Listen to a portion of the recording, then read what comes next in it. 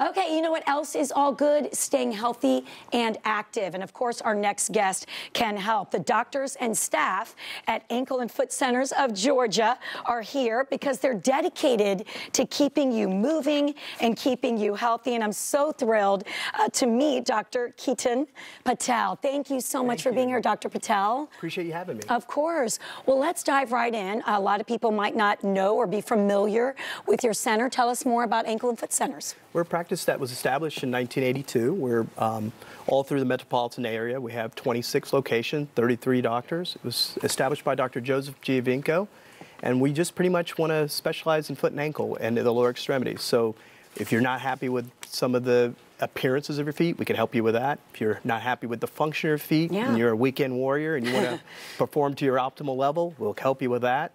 And if you're just a hard-working individual and have an occupation that your feet bother you, we're here for you as well. Absolutely. And let's talk about some of the common problems that you see.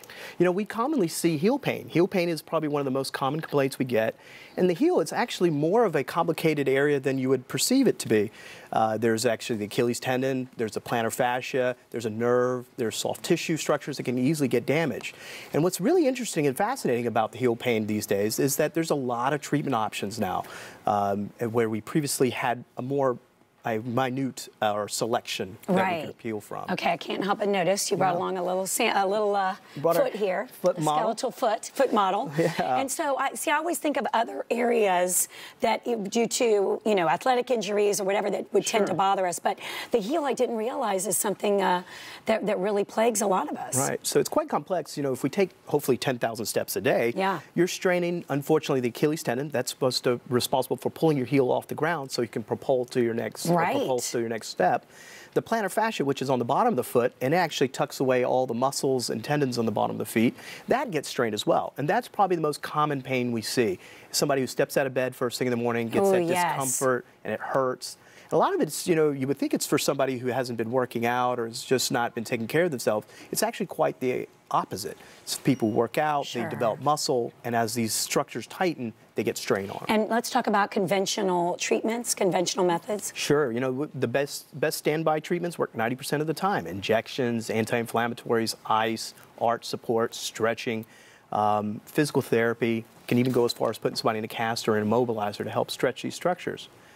But if that doesn't work, we've got a bunch of tricks that we can help with that as well. Okay, and let's talk about also foot deformities like flat feet and fatigue of the feet. My husband does kind of make fun of me. I'm sort of flat-footed, calls them my flippers. And it does create some problems now that I've gotten older and always am in heels. And we're going to get to heels a little bit later. But talk to me about how you treat those. Well, flat feet are very interesting in that as the arch deforms, all the muscles and tendons have to compromise and actually make up as compensation for that.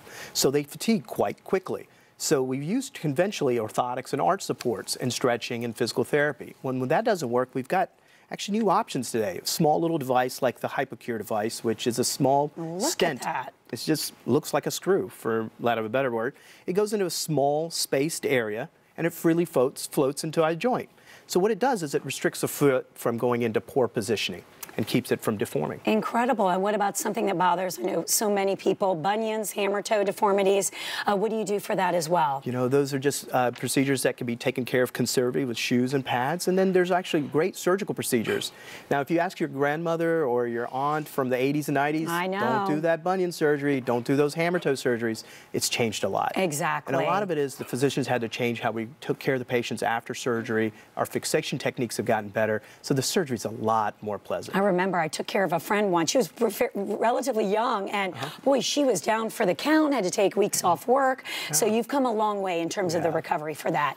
And then nail spas. Let's dive right into that one. I know a lot of us wonder, pedicures, are they safe? That's a great question. You know, I do like salons. I enjoy the pedicure for my wife. I haven't personally partake, but, you know, as long as they're clean, using good hygiene techniques, making sure that the tubs are cleansed properly.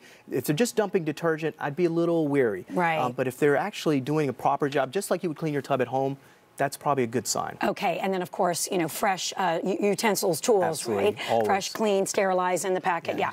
Okay, speed round now.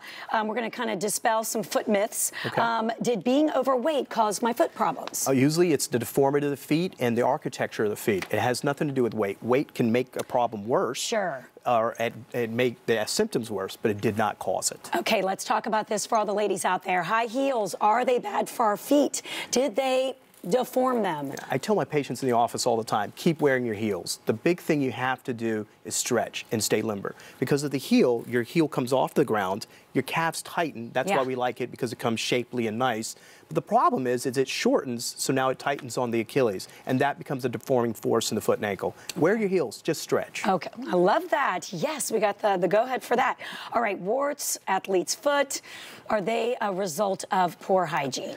No, not necessarily so. They love certain environments. They love warm, moist places, and what's more warmer and moist than a shoe in Georgia? Right. So we always tell our patients, use antiperspirant sprays, powders in the socks, try to keep a dry environment, shoes that breathe well.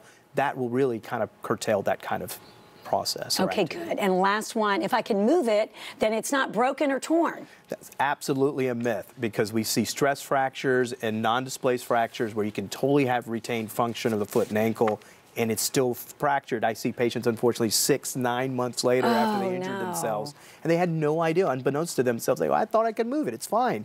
Unfortunately, it wasn't. Right. If you suspect it at all, you know where to head now. Dr. Patel, thank you. Thank you for having me. I really enjoyed this. Such a pleasure. Great information. If you would like more details, please head to ankleandfootcenters.com.